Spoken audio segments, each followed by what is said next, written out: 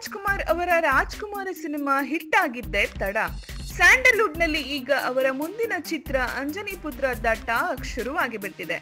100 ಕೋಟಿ ಹಣ ಬಾಚಲಿರುವ ಸ್ಯಾಂಡಲ್ವುಡ್ ನ ಪ್ರಪ್ರಥಮ ಚಿತ್ರ ಎನ್ನುವ ರಾಜ್ಕುಮಾರ ಸಿನಿಮಾ ತೆರೆ ಕಂಡು ಕೆಲ ವಾರಗಳಷ್ಟೇ ಕಳೆದಿವೆ.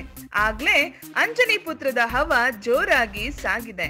ತಮಿಳಿನ ಪೂಜೆ ರೀಮೇಕ್ ಆಗಿರುವಂತಹ ಅಂಜನಿ ಪುತ್ರ ಚಿತ್ರವನ್ನ ಎ ಹರ್ಷ ನಿರ್ದೇಶನ ಮಾಡುತ್ತಿದ್ದು ಪಿ ಕುಮಾರ್ ಅವರ ನಿರ್ಮಾಣವಿದೆ. ಪುನೀತ್ಗೆ ನಾಯಕಿಯಾಗಿ ರಶ್ಮಿಕಾ ನಟಿಸುತ್ತಿದ್ದು ಈಗಾಗಲೇ ಆ ಚಿತ್ರದ ಅರ್ಧ ಭಾಗದಷ್ಟು ಚಿತ್ರೀಕರಣ ಮುಗಿದಿದೆ.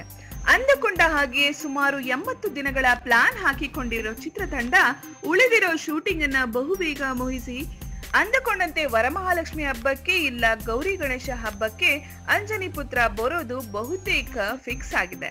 ಅಂತೂ ರಾಜ್ಕುಮಾರ್ ಗೆದ್ದ ಖುಷಿಯಲ್ಲಿರೋ ಅಂಜನಿ ಪುತ್ರ ಚಿತ್ರತಂಡ ಅದೇ ಹುರುಪಿನಲ್ಲಿ ಚಿತ್ರೀಕರಣದ ಕೆಲಸ ಮಾಡುತ್ತಿದ್ದು ಅಂಜನಿ ಪುತ್ರ ಸಿನಿಮಾ ಶೀಘ್ರದಲ್ಲಿ ತೆರೆಗೆ ಬರಲಿದೆ.